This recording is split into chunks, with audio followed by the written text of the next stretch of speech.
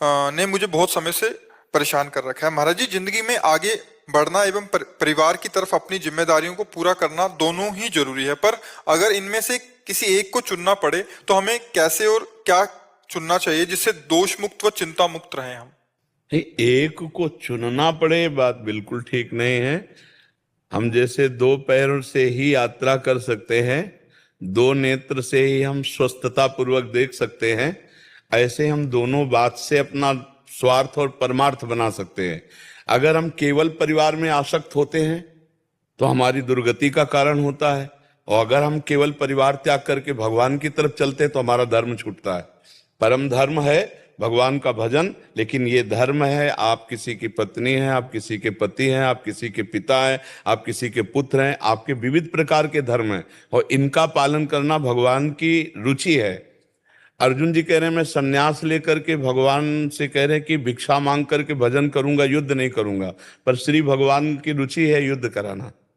कह रहे हैं अपने कर्तव्य का पालन करो, क्योंकि क्षत्रियो छात्र धर्म में स्वयं से प्राप्त हुआ धर्मयुक्त युद्ध इस समय अनिवार्य है। पहले तो टालने की कोशिश की, भगवान स्वयं गए और प्रार्थना करी कि भाई हस्तिनापुर का राज्य आप ले लो, वैसे तो आपने पूरा वापस करने को बोला था, लेकिन हम कह रहे पूरा नहीं दे रहे हो तो हस्तिनापुर का राज्य आप ले लो, इंद्रप्रस्थ का राजा युधिष्ठिर जी को बना दो। तो उनका नहीं देंगे, भगवान ने कहा 5 गांव दे दो, सब राजा तुम बने रहो, 5 गांव प्रधान प्रधान दे दो, हम बता देंगे 5 गांव। उनका 5 गांव की बात करो, सूजी अग्रे न केसवा, सुई की नोक भर नहीं दूंगा।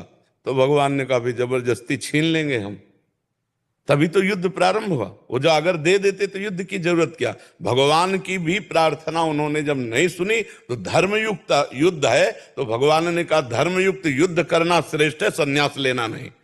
तो वही बात हम आपको कह रहे हैं कि अगर एक चुनने की बात आएगी तो फिर गड़बड़ हो जाएगा। हमको दोनों को मिला के चलना है। भगवान ने युद्ध के लिए आज्ञा करी और कहा मां मनुस्मर युद्ध च, मेरा स्मरण करते हुए युद्ध करो। तो चुनना तो परमात्मा को ही है, सब में वही विराजमान है, पर हम गृहस्थ धर्म में है तो गृहस्थ धर्म का त्याग भी धर्म विरुद्ध है, तो हमें त्याग नहीं करना। तो हमें क्या करना है, हर कर्म को भगवान की पूजा बना लेनी है। रसोई में हम जो कुछ बना रहे हैं, अगर हमारे अंदर भाव हो गया कि भगवान का भोग लगाना है तो वो रसोई यज्ञ हो गई। अगर मुझे पाना है तो वो पूजा नहीं हुई। तो जो चीज बनाई हम 2 कदम बढ़कर भगवान को अर्पित कर दिए तो पूरी रसोई पूजा हो गई, यज्ञ हो गई। अब जो आप पाओगे यज्ञावशिष्ट हो गया। अब आप व्यापार करने जा रहे हो, 8 घंटे व्यापार किए, और ये आपके अंदर भाव कि पूरा परिवार भगवान का है और उस परिवार के पोषण के लिए रुपए की जरूरत है, रुपए के लिए हम व्यापार कर रहे हैं। इसलिए 8 घंटे व्यापार करने पर जो भी समय हमारा भगवान ये 8 घंटे गया मैं आपको अर्पित करता हूं, और बीच बीच में नाम जप, उसका व्यापार भजन बन गया। हर कार्य भजन हो सकता है। भजन का मतलब ये नहीं कि सब कुछ त्याग करके हम कहीं एकांत गुफा में बैठेंगे जाके, सबका अपना कर्तव्य है। एकांत सेवन करने वाले को भी समान बड़े बड़े सिद्धों को आना पड़ा इस जगत में और आकर उपदेश दिया, जा जा करके उपदेश दिया है। ऐसे ही आपका कर्तव्य है, आप गृहस्थी में जो है अपनी गृहस्थी को भगवान की पूजा सामग्री बनाइए। नाथ सकल संपदा तुम्हारी और मैं सेवक समेत सुतनारी। चयन नहीं करना, वो वही हो रहा है जिससे आपका परम मंगल होगा, जो गृहस्थी भी मंगलमय हो जाएगी और उसी से भगवान की प्राप्ति हो जाएगी। किसका प्रश्न है, आप समझ पा रहे हैं? महाराज जी, कभी कभी ये लगता है कि परिस्थिति ऐसी आ जाती है कि आपको एक चुनना ही पड़ता है। नहीं, ऐसी हमें बताओ परिस्थिति, बताओ आप हमें परिस्थिति बताइए कि ऐसी परिस्थिति में जिसमें भगवान को छोड़कर संसार को चुनना पड़े। नहीं, जैसे अगर एक सिचुएशन है कि जैसे मेरे पिताजी के साथ है, उनका वो चाहते हैं कि उनका, हम सिर्फ भगवान और साधना से संबंध रखते हैं। आप देखना हमारे प्रश्न का उत्तर, आप कुछ भी प्रश्न करो हमारा उत्तर अध्यात्म से होगा, क्योंकि हम ना प्रपंच में कभी रहे हैं, बचपन से बाबा जी रहे, तो हमें संसार का ज्ञान तो है नहीं। तो हम जो बोलेंगे अध्यात्म में बोलेंगे, तुम्हारे मंगल के लिए बोलेंगे, उसमें तुम्हारा कल्याण होगा, उसे तुम्हें समझना है।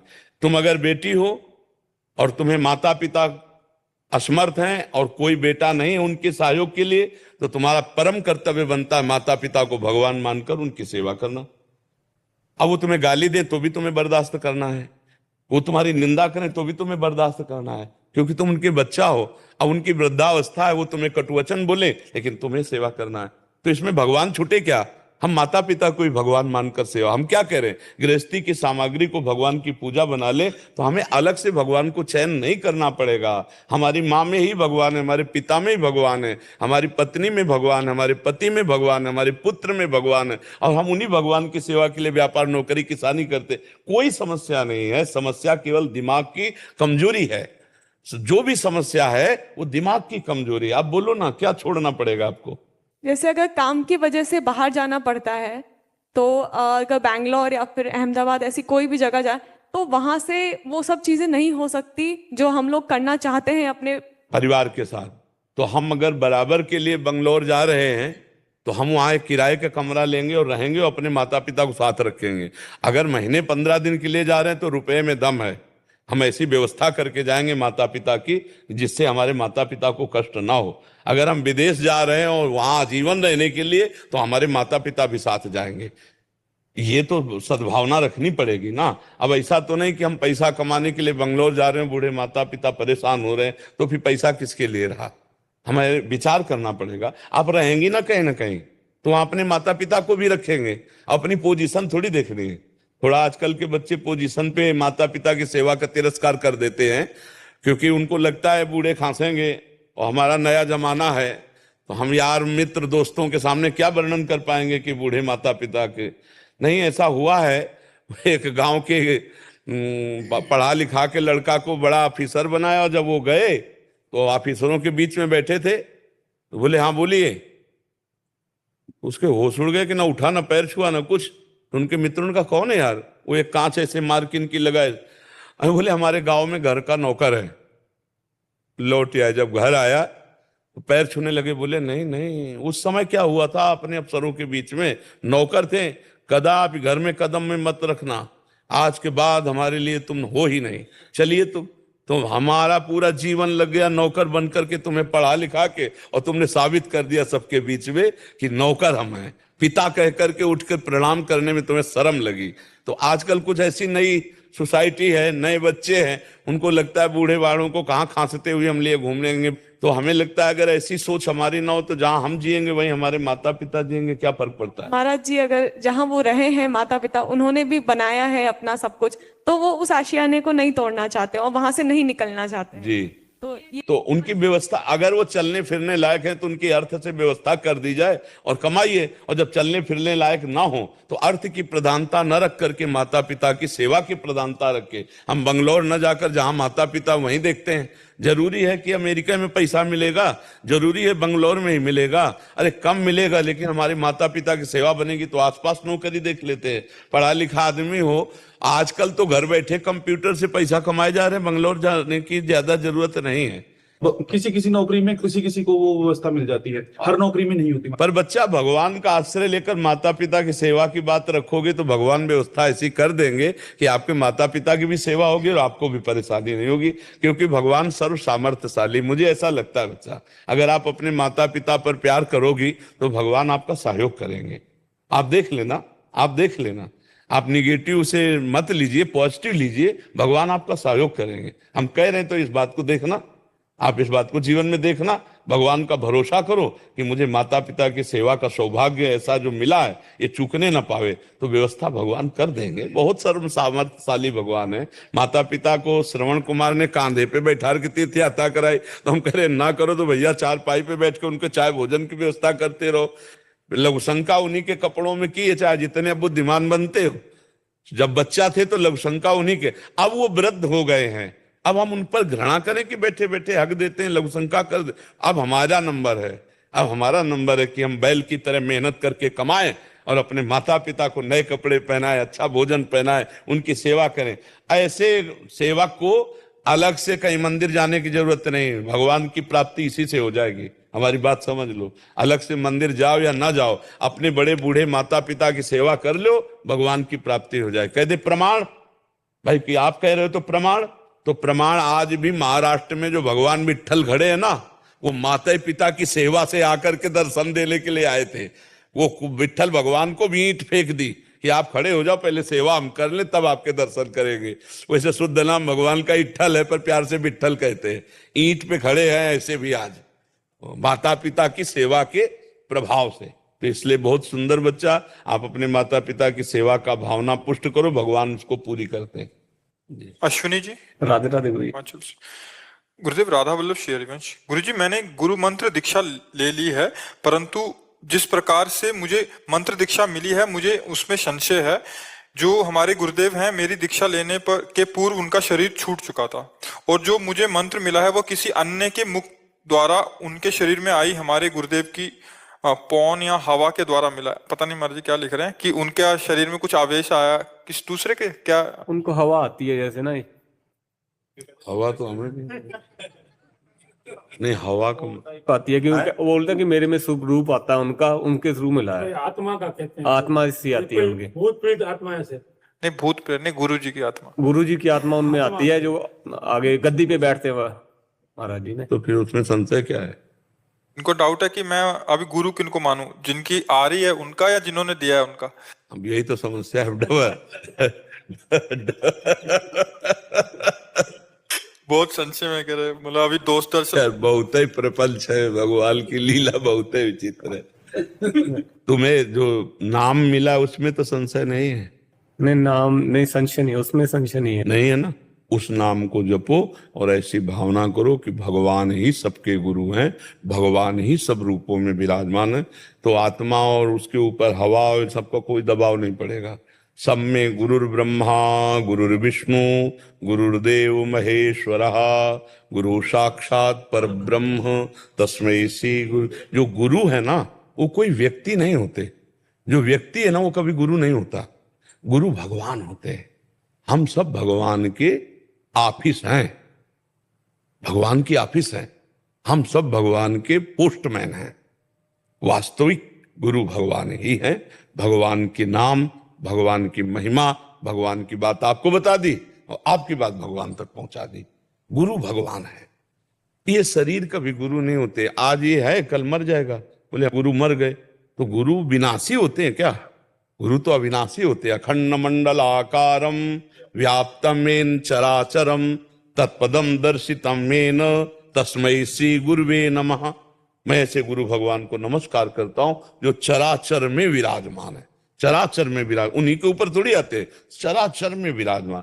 ब्रह्मानंदम परम सुखदम केवलम ज्ञान मूर्तिम द्वंद्वातीतम गगन सदसम तत्वमस्यादि लक्ष्यम एकम नित्यम विमलमचलम सर्वधि साक्षिभूतम भावातीतम त्रिगुण रहितम सद्गुरुम तम नमः। ऐसे सदगुरुदेव हैं, जैसे आकाश सब जगह व्याप्त है, ऐसे गुरुदेव सब जगह व्याप्त है। तो बच्चा ये सब बातें छोड़ो। जो गुरु जी ने मंत्र दिया, नाम जप करो और गुरु को मानो भगवान, भगवान को मानो गुरु। गुरु गोविंद ने भेद कराए, गुरु और भगवान में भेद तो है नहीं। खत्म, झंझट खत्म। एक के ऊपर एक आ जाए, चाहे तीन आ जाए, चाहे चार आ जाए, वो एक ही है। बात इतना मान लो, एको ब्रह्म द्वितीयो नास्ति, वही गुरु है भैया। और को ये सब प्रपंच की बातें छोड़ो कि उनके ऊपर वो चढ़ जाते हैं, उनके ऊपर वो चढ़ जाते हैं। कोई चढ़ता उतरता नहीं। वो एक ही ब्रह्म है, एक ही परमात्मा है। वो लीला कुछ भी करे, उसी को गुरु मानो। जो नाम मिला उसको जपो, अभी कल्याण शुरू हो जाएगा। गुरु जी, मैंने जो पुराना नाम है वही जपूं? जब 1 महीना पहले ना मैंने जहां से नाम पत्ती जान के वो नाम जपने लगा था, इसका पाप तो नहीं लगेगा? मैंने नहीं, पाप नहीं लगेगा। अब एक पकड़ लो, ज्यादा समय नहीं है। एक पकड़ लो, खूब जप करो। पाप वाप से मतलब नहीं, भगवत प्राप्ति से मतलब है।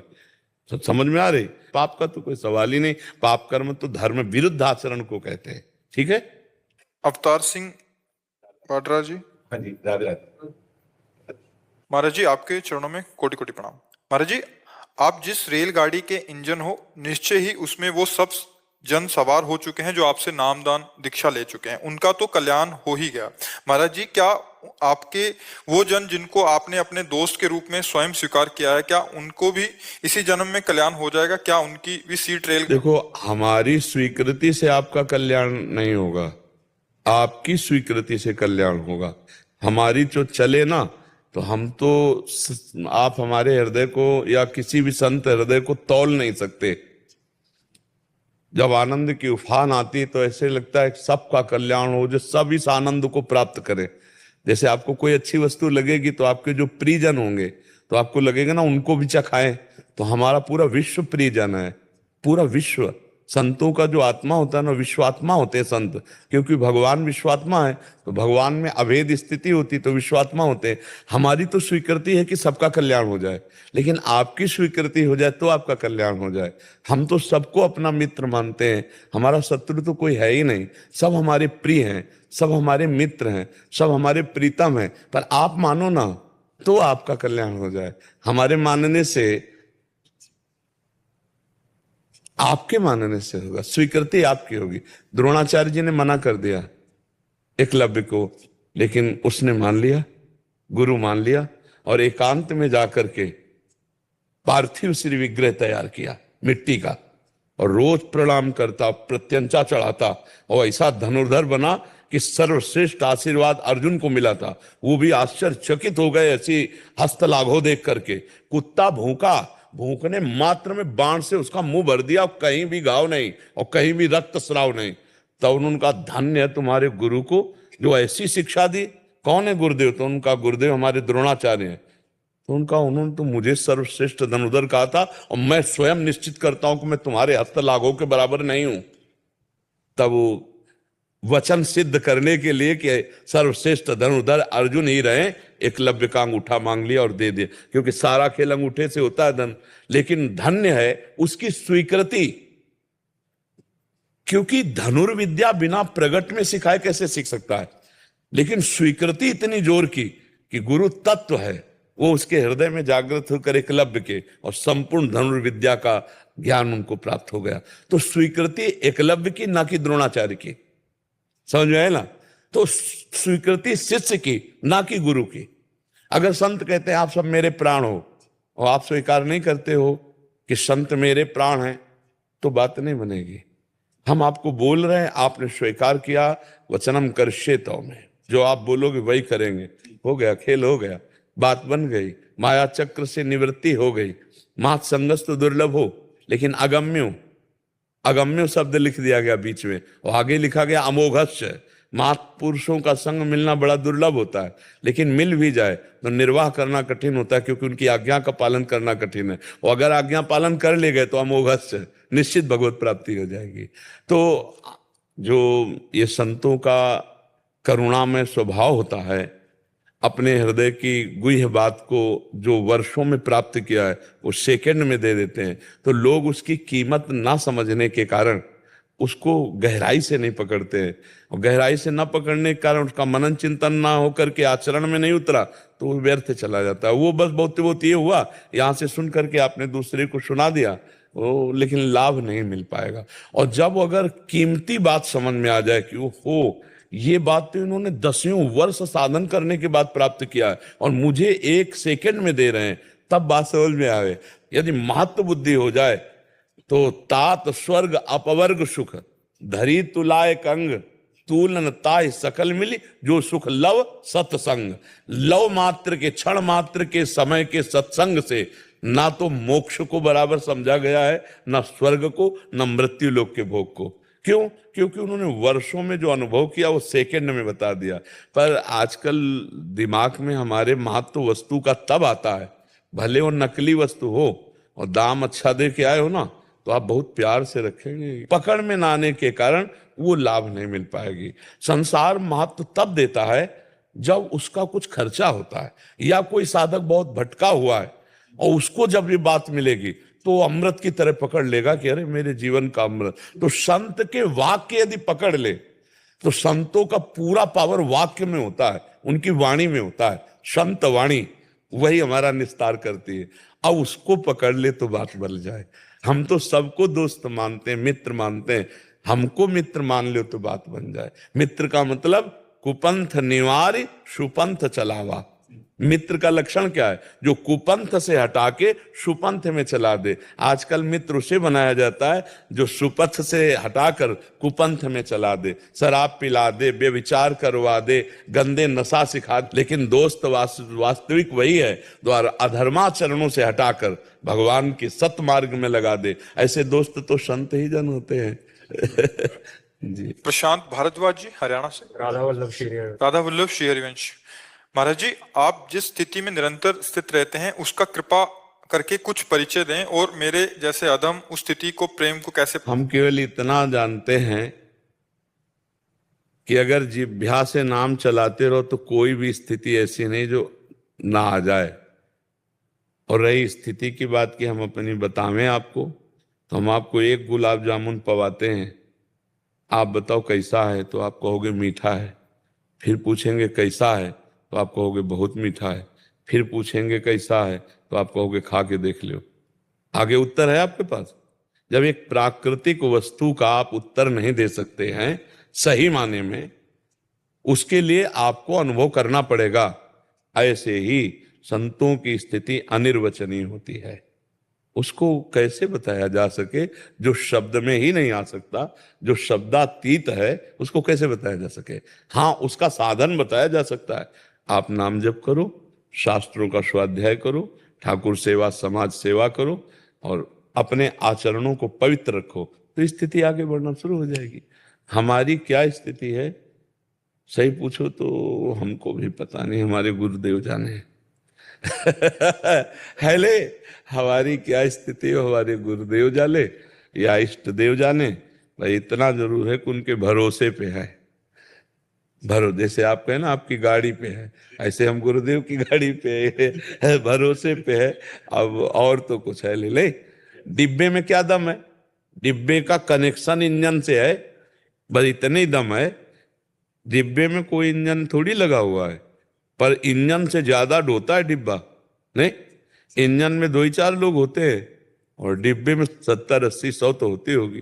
तो इंजन में पावर है, पर पावर से कनेक्शन डिब्बा का, इसलिए बहुत ज्यादा सवारियां ढोता है डिब्बा। तो हम लोग हैं डिब्बे, इंजन है गुरुदेव, इंजन है इष्ट देव, उन्हीं के बल से हम लोग चल रहे हैं सब लेकर। तो क्या अंदर की स्थिति का अनिर्वचनीयम प्रेम स्वरूपम, तो उसको कैसे कहा जाए। बोले आनंद है। कैसा आनंद है? बोले बहुत आनंद है। कैसा बहुत आनंद? बोले अनुभव गम में बजे जी संता, अनुभव करो, अनुभव करो। उसका साधन वर्णन है, जहां बकाया ऐसे चंद्र शाखा न्याय की तरह लक्ष्य दिखाया जाता है कि जैसे चंद्रमा देखो, इस डाल के एक हाथ ऊपर दिखाई दे रहा, तो एक डाल के एक हाथ ऊपर थोड़ी दिखाई दे रहा है, और आप देखो दिखाई देने लगेगा, लेकिन एक हाथ ऊपर थोड़ी, वो तो बहुत दूर है।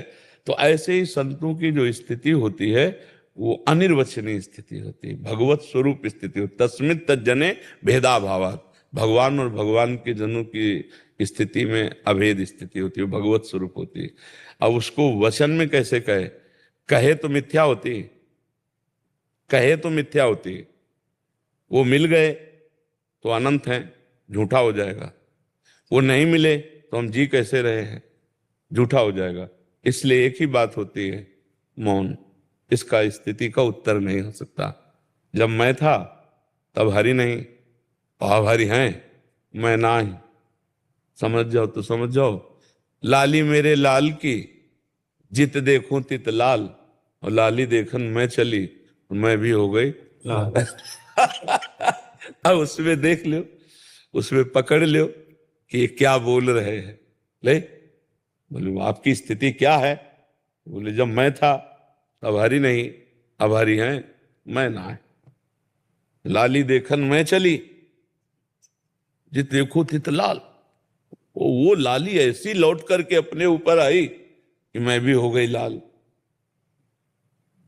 सोई जाने जे देव जलाई, और जानत तुम्हें तुम्हें हो जाए। ब्रह्मविद ब्रह्मयु भवति, जो ब्रह्म का ज्ञान प्राप्त हो जाता है, अनुभव हो जाता है, वो ब्रह्ममय हो जाता है, वो भगवत स्वरूप हो जाता है। अब वहां अगाध में सीपी क्या नाप बतावे, बुद्धि है सीपी, और वो बात है अगाध समुद्र। तो सीपी से समुद्र की था कैसे बताई जाए कि 100 सीपी उलीच दो, जीवन भर उलीचते रहो तो भी समुद्र की था थोड़ी, कुछ अंतर थोड़ी पड़ेगा। तो भगवान ज्ञान समुद्र है, भगवान प्रेम समुद्र है। जब भक्त भगवान में तन्मय होता है तो वही ज्ञान समुद्र, वही प्रेम समुद्र प्रभु हृदय में प्रकाशित हो जाते हैं। इसलिए अथाह ज्ञान, अथाह प्रेम, अथाह शांति, भगवान शांताकारम, सब लक्षण भगवान के भक्त में अंश में उदित हो जाते हैं। अब वो जीवत तो नहीं रह जाता, वो भगवत स्वरूप हो जाता है। और अगर दृष्टि थोड़ी सी पवित्र है तो दूर से देखने से लगने लगेगा कि ये सृष्टि से कुछ अलग है, संत जन सृष्टि से कुछ अलग है, आपको दिखने लगेगा। एक अलौकिक प्यार, एक अलौकिक शांति, एक अलौकिक सुंदरता, एक अलौकिक अपनापन। पहली बार देखें लेकिन लगता है मैंने इनको बहुत बार देखा है, लगता है ये हमारे अपने हैं। ये क्यों? क्योंकि भगवान अपने हैं ना सबके, तो वही भगवत भाव उनमें छा जाता है, इसलिए ऐसा दिखाई देता है। स्थिति अनिर्वचनीय, वो वाणी से कही नहीं जा सकती, वो अनुभव का विषय होती है।